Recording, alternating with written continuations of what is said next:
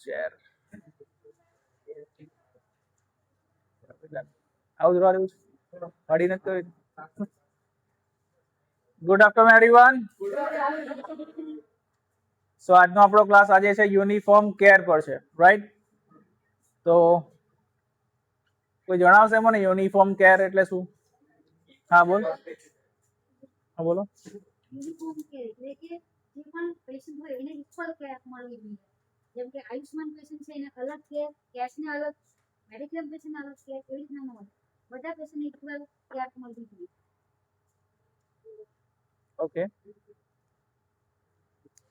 સરસ. સો એક જ સ્ટાફને ખબર છે યુનિફોર્મ કેર વિશે? Chirag sir, uniform care. Yes, sir. You are the entrance gate of the hospital. The main gate.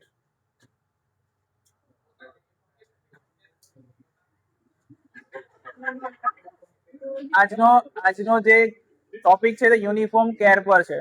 Uniform policy પર નથી, પણ યુનિફોર્મ પોલિસી તમે કહેશો તો એ અલગ વસ્તુ ચાલી જશે. યુનિફોર્મ કેર માટે છે.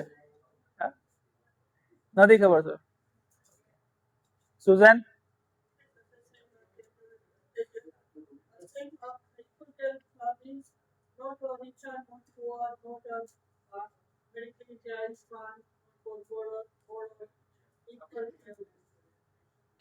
બરાબર છે.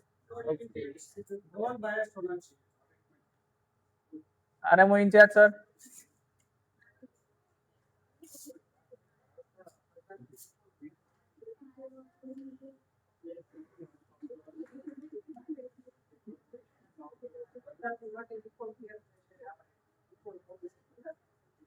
શું એ તો ગુજરાતી સમજાવ્યું, પણ ડિટેલમાં થોડી.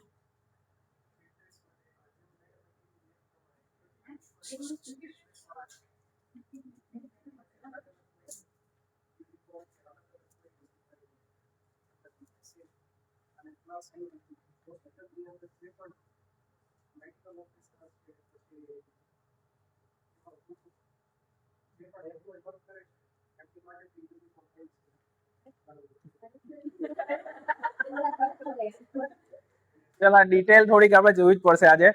તો universal standard for the equitable patient care, operationalize uniform delivery and clinical excellence across the organization. એટલે પેશન્ટ જ્યારે ઇમરજન્સી ડિપાર્ટમેન્ટમાં ફર્સ્ટ રીચ કરે છે ત્યારથી લઈને એનું એડમિશન ડિસ્ચાર્જ પ્રોસેસ સુધીમાં એક યુનિફોર્મ કેર જળવાયેલી હોવી જોઈએ. એને ટ્રેન સ્ટાફ એને ટ્રીટમેન્ટ આપે, ડોક્ટર્સ જે અનુભવી હોય એ બધા જ આપણે મુદ્દાઓ જોઈશું આગળ સ્લાઇડમાં.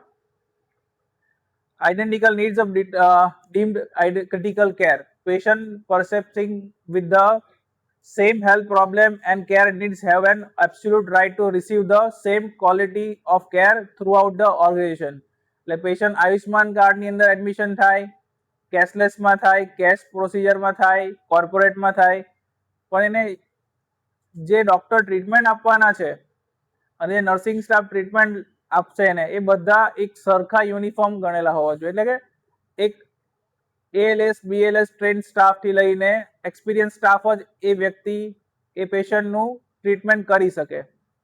આયુષ્માનનું પેશન્ટ છે તો આ જુનિયર કરી લેશે, કે આયુષ્માનનો છે વોર્ડ તો ચાલો આ એક જુનિયર સ્ટાફને આપી દઈએ, એવી બધી વસ્તુ ના હોય.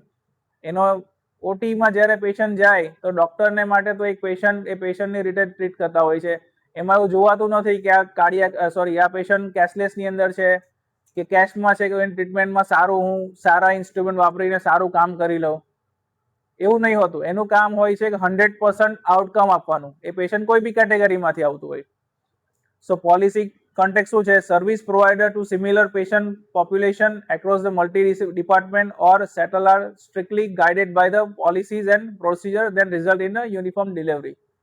કદાચ મેડિસિનનો ખર્ચો બાબતે પ્લસ માઇનસ થઈ શકે, પણ પેશન્ટ કેર બાબતે એના રિઝલ્ટ બાબતે કોઈ 80-20 કે 10-20 ચાલી શકે નહીં.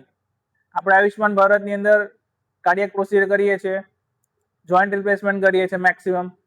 સો એનું રિઝલ્ટ કેવું હોય છે?